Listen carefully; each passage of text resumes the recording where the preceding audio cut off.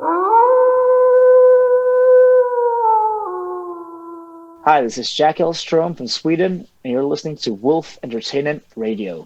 Now I'm feeling great, yeah. Living in the terror, I made my name, couldn't get any better.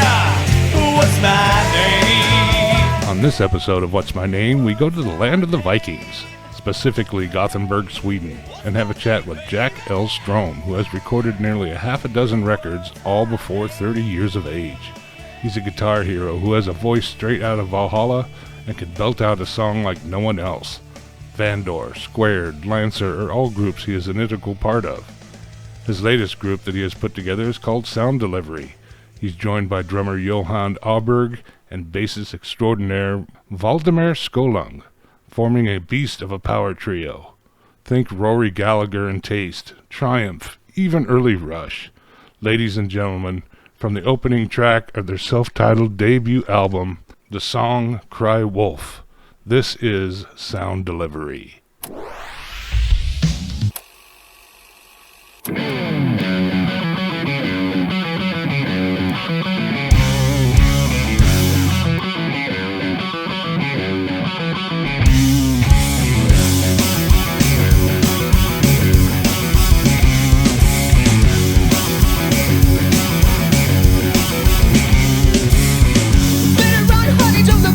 Apocalypse is here. Listening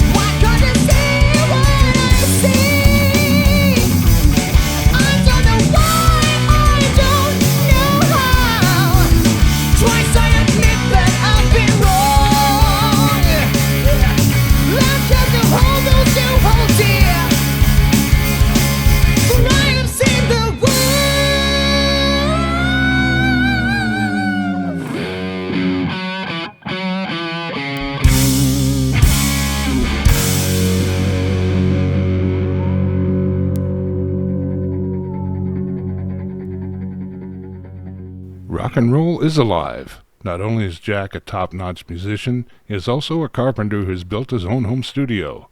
Let's hear how Jack would describe his life in rock and roll and in carpentry. Rock and wood, I guess I'm doing. Nice way. That's great. Yeah. Oh, man. Well, I recently found out how small of a world this is. How did you get about recording here in Salem, Oregon, when you're from Sweden? Well, my dad's been a close friend to, well, he started out as a fan of Larry Norman, who you know of, and eventually they became friends, and then he met Larry's brother, Charlie, who later moved up to Salem. Kind of, it just happened naturally that I was doing my first album. I was like 19 or something. Oh, So we wow. kind of made it a vacation and vacation and recording session. Nice. So how long did Over you at, spend on that first album? I did come 2 times relatively quickly at that point. The first half was just recording a little bit. Then the second time was actually mixing it. Oh, okay. But I don't think, like, total, probably just a week. Because I did some of the recording at home in Sweden as well. Oh, gotcha. Okay. But that's like 17 or something like that. 16, so it's ages ago. Nice. So how did you get involved with Vandor? How did that come about? That's rather funny also, because they're from Gothenburg. I'm a little bit outside Gothenburg, but I'd say I'm still a Gothenburg musician, so to speak. Right. And they were like the rivaling band playing power metal. I was playing in a more, I guess, 80s rock, pop, AOR type band. It sounded terrible for them, for that band also. But they were our rivals, and it's like, those jerks. And then eventually I ended up joining that band as, so now I'm part of that band. That's funny. The scene, the rock scene or rock and metal scene in Gothenburg was quite small at that point with like all the local bands, Oh, gotcha. So you started out as rivals and ended up as brothers, huh? Yeah, pretty much. Yeah, definitely. They're definitely my closest friends outside of just being the ones I work with the most. Right. So did you guys tour mostly in Europe? Did you also get here to the States? We never played a Vandor set in America. Oh, okay. We did go there. I mean, it's rather silly also because the bass player, Alva, he's like 2 years younger than me. And I'm not a drinker, but he is. So and the Swedish limit is 18 for entering bars and stuff like that. So we had to be like in the kids section of when we just did a cover set, and so it's quite a big contrast from the American music scene to the Swedish one, where they usually let us play regardless of age. You just have to leave the premises once you're done playing, basically. Okay. Well, then you did 2 albums with them, and I guess the first one was independent, and then the second one was with a somewhat major label, but that was a pretty bad deal, and the drummer left. Well, yeah, everything looked like a good deal, but there was some struggles with promoting the album. It turns out the way we promoted the album, the first one, was more successful independent than with a proper label could do. Right. So we were kind of bummed about that. So you're much more happier being independent now than, I mean, obviously you would much rather be, signed to like Warner Brothers or something, but yeah, then it would be different. Or I like keeping the publishing and all that stuff. And mainly, I'm such a hands-on guy. I like writing to the music stores, asking them if they got all the CDs they need and stuff like that. Ship them a couple of boxes. I enjoy that. It's kind of like talking directly with the people that, well, some, maybe not all of them listen to it, but they handle the music, which is a fun part of the process not a lot of people think about, I think. So let's talk about the formation of sound delivery here. It's a much different direction than Vandor, I would say. For sure. I mean, I needed a contrast from the super produced big power metal with 18-minute songs to three guys jamming and recording the jam. So So I love the which is much more contest. challenging to you, being in a 5-piece or this 3-piece? Well, I mean, both of them are big challenges in their own right. I'd say playing live, sound delivery is more of a challenge for me because I do the lead vocals, not supporting vocals or half semi vocals Right. as in that. And every note I play on the guitar has to be right. I can't really cheat or simplify things because as a three piece, There's no all one the there to cover chords your ass. it's on yeah. The bass player, I mean, Bellemer's an amazing bass player, but most bass players stick to like one note. Maybe you'll get two notes like at the same time out of them, Right. so they can play like harmonies or something. But the chords, Exactly. I'm on my own with that stuff. Meanwhile, with Vandor, we always have like, well, on top of two guitars and keyboards live, we also all sing. So if I'm doing guitar, like there's still like three-part guitar, well, three-part vocal harmonies on top of everything. So it's quite enjoyable. Oh, you would take a little break every now and then with a 5-piece. Yeah, leaving everyone their spot, but also it's power metal, so it's the whole Yngwie more is more attitude, I guess. Right. But So yeah, stop. sound delivery it's totally my roots with the whole 70s. I don't really think of it as a 70s sounding thing, but that's kind of what happens naturally when you're a three piece. Everything starts sounding a little bit like Rush. We're not intending to. I mean, we like Rush, but it's kind of just happens. Oh man, I can't talk to you now. Rush is like my Yeah. favorite band of all time. Oh no, I love Rush, but it's like we never went in as a trio thinking like, yeah, we're gonna sound like Rush or anything. Right. I believe in the rain, let it splash over me. I believe in your words as you mend all my wounds. I believe in the light and it's alright. I believe there's a storm that'll show us all the way.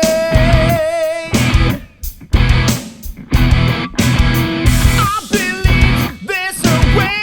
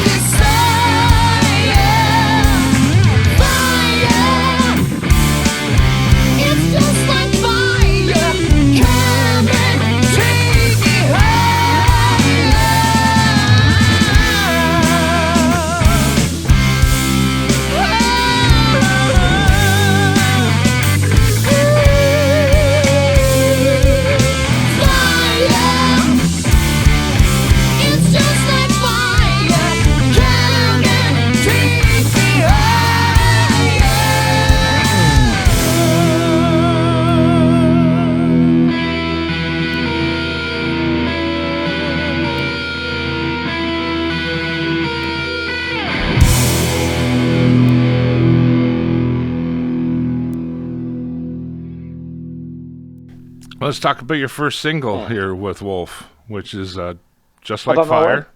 The song, yeah, Yeah. How did you get introduced to Wolf? yeah. I know him, well, knew of him via, the band Rebel Gale. Yes. Yeah, by John, whom I met a couple of times. He played a couple of shows. I think he was opening for Jolene Turner of Rainbow, but I've known him a little longer than before I saw that show. And they were having cool gigs and some notoriety in like specific areas that I felt made sense for sound delivery. Because with Vandor, it's kind of more the metal angle, which I feel like I have to a certain extent some knowledge of. But rock, I don't really know because I've never done that as a band before. Finding a helping hand there was a no-brainer. So let's talk about this Just Like Fire. And you mentioned the bass player, and he Excuse plays me, a you're kind of Rickenbacker lagging a little bit. copy. Yeah, yeah. Yeah, and which is, you know, underrated in modern rock. I mean, you don't hear that tone much anymore. And it's just, man. Well, the album is actually recorded with a jazz bass. He got the Rick right after we had the session. Really? Yeah, but same with Geddy Lee. He swaps between a Rick and a jazz, and you don't really hear that much of a difference. I think it's more of the intention a bass player plays the instrument with, and he has the Rickenbacker sound in his fingers, I guess. Wow, that's amazing. He gets that out of a Fender. Awesome. Yeah. Well, the trick is really just you always play hard. I mean, you can have dynamics in there, but you just gotta punish that string to get the sound. Right. Beat the shit out of it. Yeah. The bass player Valdemar, he has one bass. He actually has blood all over it from a gig where he played too strong. Oh, wow. Yeah, That's that's awesome. crazy. So who would you say your influences in your playing? Well, as a guitar player, I'd definitely say Richie Blackmore and Uli John Roth are my main ones. A lot That's of who you, people will also assume Yngwie from that, but I mean, I like Yngwie a lot, but Uli and Richie speak to me a little bit more because it's always more the song in focus, not the technique. so that's who you And listened to growing up. oh yeah, Richie was the first one, and then I found Uli, and I started finding prog rock, which it's my what I listen most to. So Genesis, all that stuff. So you said you play a Fender Stratocaster, which is, Yeah. again, just in modern rock, you don't really hear that much. It's either like a Gibson SG or a Les Paul. You Yeah. getting the tones that you do out of that Fender is just amazing. And with Well, standard Strats tuning. are just yeah, no, standard tuning all the time. I've done drop D a couple of times, but since I got the Fender Strat with the Floyd Rose, the white one I play, I really felt no need to play any other instruments. I do have backup when I play live, of course, but uh, if I'm caught live on a video playing any other instruments, you can assume something's gone wrong with the white one. So what particular And I had it strings? scalloped, so. Oh, the strings. That's the first. I'm actually the only one playing that brand that I know of, the Dunlop strings. Really? Yeah, yeah. And let's Excuse talk me? about your effects. What effects are you fond of? I I have I have a couple of rigs, a couple of too many rigs if you ask me. Also, um, but I when I play live, I use a fractal modeler. It's a little bit easier to for everyone's sake. Right? But in the studio, I've been using an Ada MP1, the rack mount thing. Oh, okay. It's the same type of little effects unit that I guess Paul Gilbert used back in the 80s. Um, I just like when it's a rack mount effect. My friend Arthur Vera, who I played with in Squared, he turned me on to the rack stuff, and I didn't fall entirely into that rabbit hole, but I did get that preamp, and I like it a lot. And that's what I used on record with Sound Library. Oh, okay. And what about your amp? Are you a Marshall guy or? Yeah, well, it is a preamp, so I do have a Marshall as well, but I haven't used that in too long. You said playing as a three-piece, it automatically sounds, 70s inspired. And which brings me to Cold Heart. Cold And Heart, yeah. yeah, that Uh, bass line is just, man. it's funny you like it that much because I mean that song we did. That song is the second take of when we the first time we ever played it was second time, and that's No what we recorded kidding. it. The Awesome. solo I did some overdubs in the after the fact, but it's most of it is live. So That, we wrote it on the spot. We just did a verse, chorus, verse, chorus. I think the verse I accidentally nicked from a Scorpions tune. Can't remember the name of it right now, but it's not similar. It's just the two same chord intervals. But it's all in the good spirit of the game, I guess.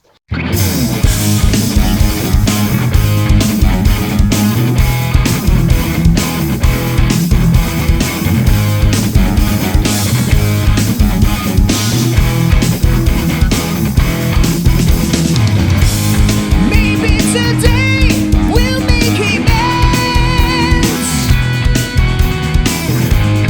Maybe someday we'll figure this out. I've been alone, and I still am to this day. I thought a spark would unfreeze your suffering. Cold heart, cold heart, you cold heart, cold heart. One look in your eyes will be my demise. The angels of love step down on your gown. I've been alone, anyways, I still am to this day. So I'll find a spark when I trace your suffering. Cold heart, cold heart, you cold heart, cold heart. Oh, help me help you for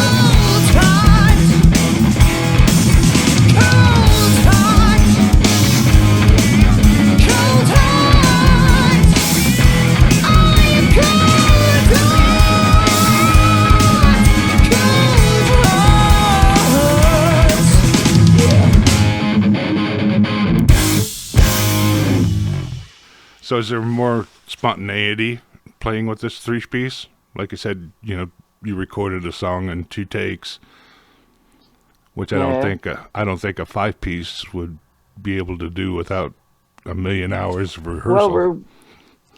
I have built my own home studio. I guess we'd qualify more as a studio because it's a bit over the top. So Vander will probably try to record properly, not live takes, but I mean some starting scratch takes with the drums and bass, and then do overdubs from that point on. Right. Uh, Not because I think it will necessarily become better, just a different fun process to breathe some fresh air into the way we record all the albums. So is there more? I don't know how often Sound Delivery has performed live yet, but do you think there's more spontaneity playing live with a three piece?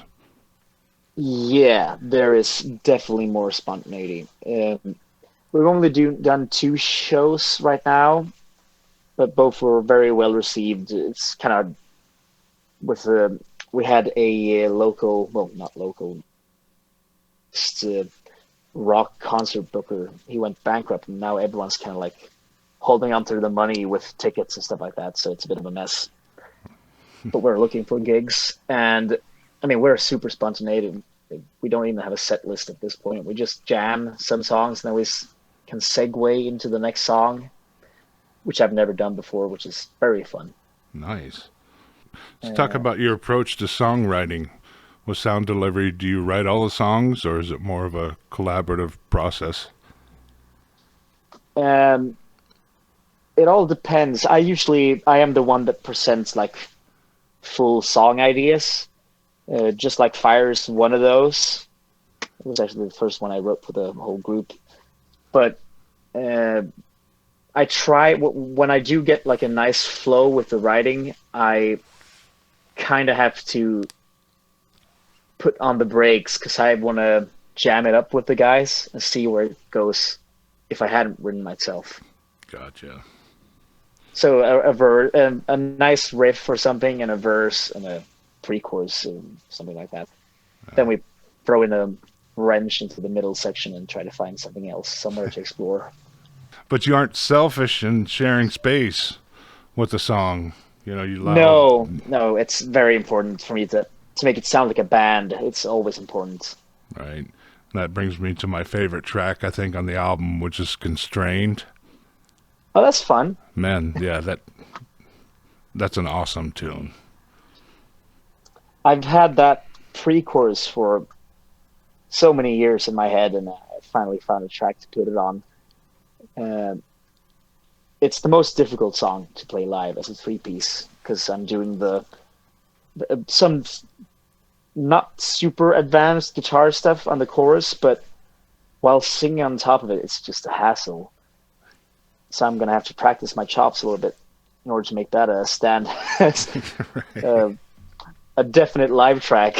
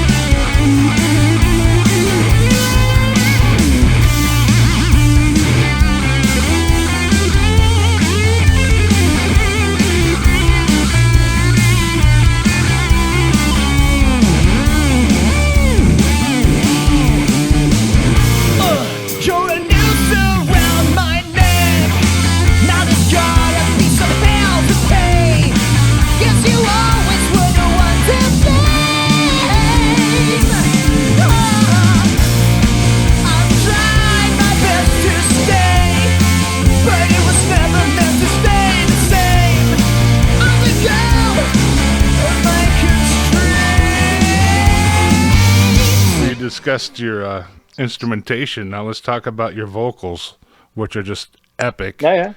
And I have one question for you about them, and that is, do you have testicles? Oh, okay, yeah. No, I do have them. I do have them. You have an I'm just- amazing range. It's like, man, how can you get up there? I've always liked Dio and stuff like that, so I guess it put me naturally on a higher range. But I don't have that manly, deep voice that Dio has when he sings. But I guess mine is a bit more feminine to a certain extent. But that's kind of like where the range is kind of similar, and that's how the way I like creating melodies. But also I love Steve Perry and those singers, more 80s rock. Nice. It's kind of like a mixed bag where I come from with the vocals. You had touched on your relationship with John Grovele, and so the scene there in Sweden is kind of small circle of musicians who pretty much know each other. Yeah, it's like everything's so sub-genre categorized nowadays. So, but definitely like within the rock scene, I guess sound delivery, even though I don't agree with it fully, is kind of around the stoner genre. That's where a lot of people seem to put us. I'd just say it's rock music, personally. So, I mean, we do get acquaintances within those subgenres, because everything has to be like in a specific subgenre nowadays. In Right. power metal, I'm fully comfortable with that, because that's really only power metal. But I mean, sound delivery, we do whatever we want to. We don't really know what song we're playing until we're halfway through making it. Most of your songs are about love and relationships, but bonus song, Life Ain't Always Fair, kind of a different approach lyrically. I guess that turned out to be more of an angry song. No specific reason really for that happening. Strange religious undertones that I don't really understand myself what they're about yet, but maybe I'll know that one day. Yeah, that riff is definitely 80s inspired. Yeah, no, that one was. I mean, I like playing with a diminished fifth, or whatever it's called in American, to just make it sound a bit more angry than it needs to be, really. So it turn out to be a very aggressive sounding riff, and mix that with a catchy chorus, and I think it's just a good recipe for a good time.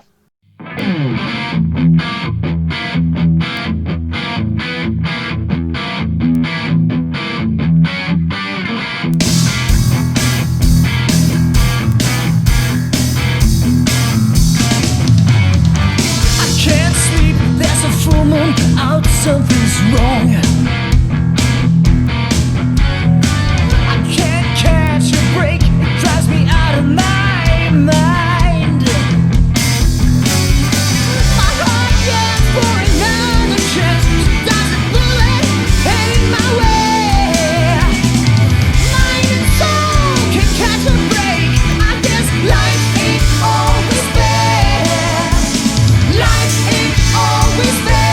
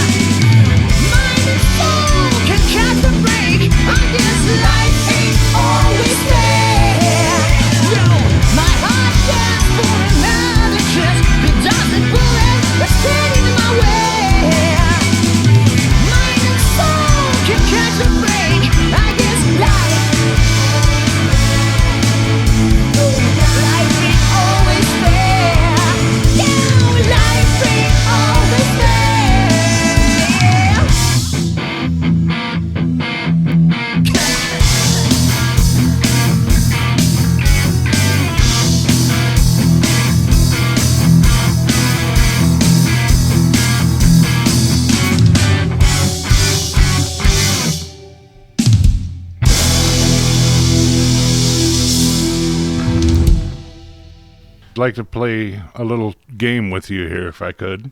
And Okay. we're going to call it This or That. And I'm going to give you two options, and you tell me which one you would choose, okay? Okay. So, Beatles or Rolling Stones? Beatles every day. I'm not particularly fond of Stones. Well, I think you've already answered this earlier, but Fender or Gibson? I had a Flying V, but I did put a Fender sticker on top of it, so yeah, I guess that proves my standing. And have you gotten a, a sponsorship from Fender? No, I have not. But I'll always play them regardless of what they're doing with me. So, would you rather be live or in the studio? That's really a mood question.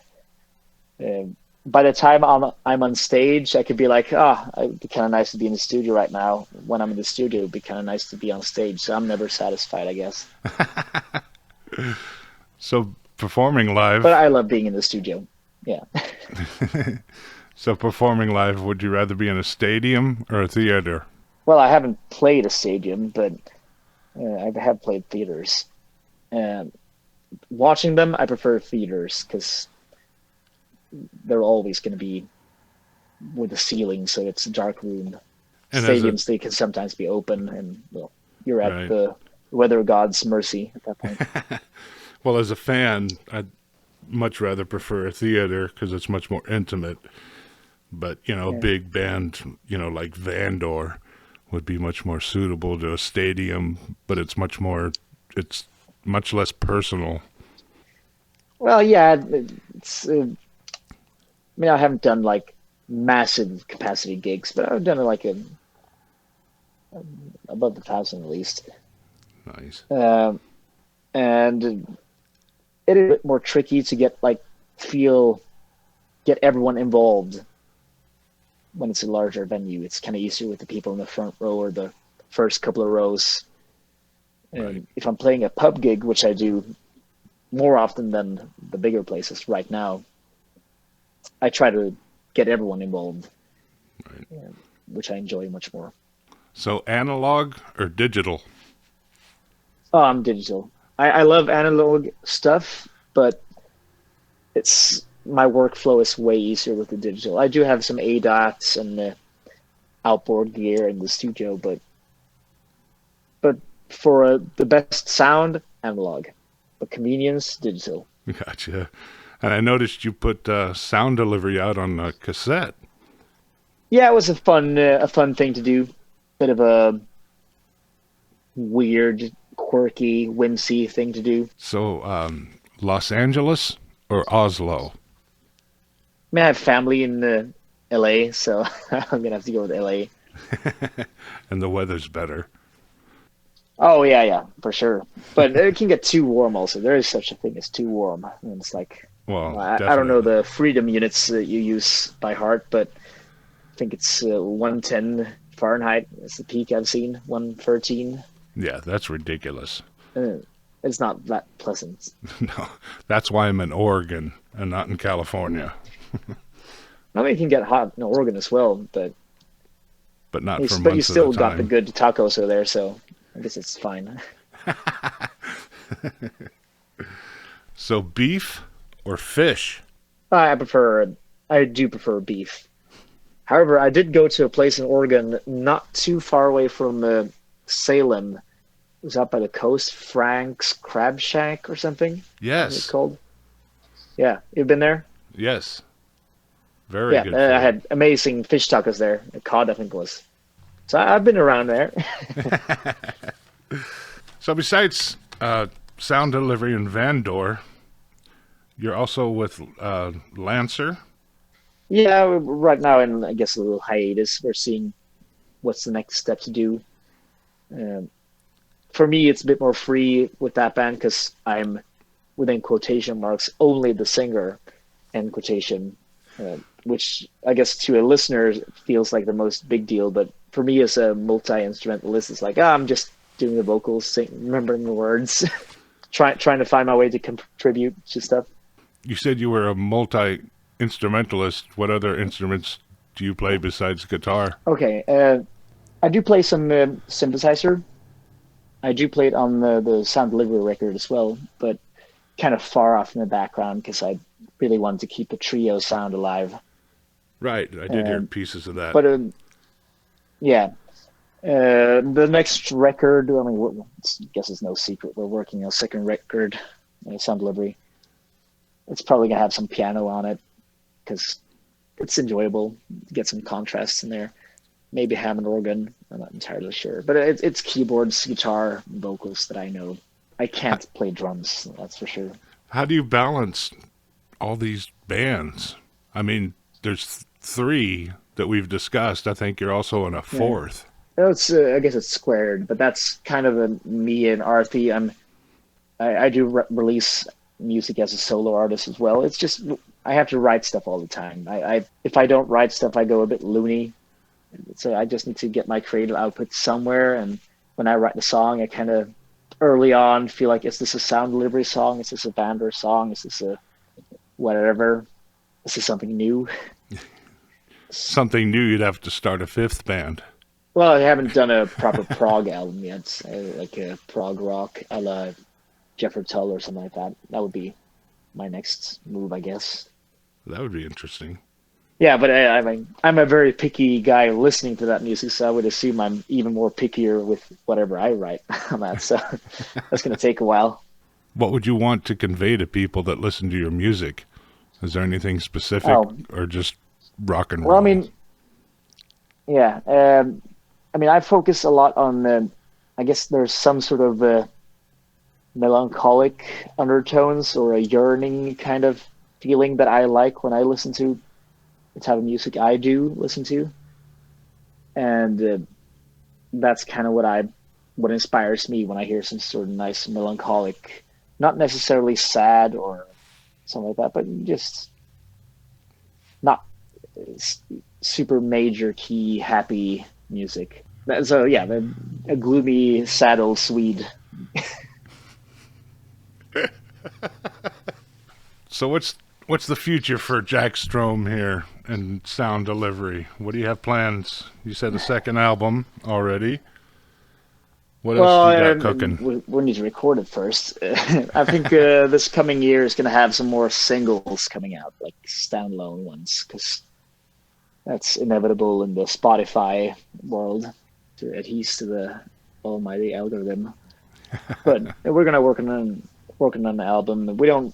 We have some songs that we like, but it's not necessarily if you put all the songs together, it's not sound like an album just yet. So we're gonna refine and write some more songs. All of them are good. It's just what when it sounds like an album or like a greatest hits compilation or something like that. I prefer the album sound. Yeah. We're definitely gonna do some gigs as well, but right now we're right in the middle of Valdemar's touring with a kind of status quo boogie woogie rock band. So he's quite busy for the Christmas season right now. When John Groveley and I were discussing you in particular, Eh? he said that you were 30 years too late. If you had been around 20, 30 years ago, I mean, it would have been a much different Yeah. story. I mean, how do you feel about the state of the music industry now? Well, I mean, it kind of allows me to do what I want to do, which is record and release music. So I mean, I've been able to do that. I mean, I think I've released like 6 or 7 albums already. So in a way, I'm unfazed from it, but obviously, with the rock not being the mainstream, I think it's more rap or some new genre that doesn't even have a name yet. That's the big deal. Yeah. Or Yeah, Taylor I don't Swift. really think that much of it. I'm just happy recording music and playing live for those who want to hear it.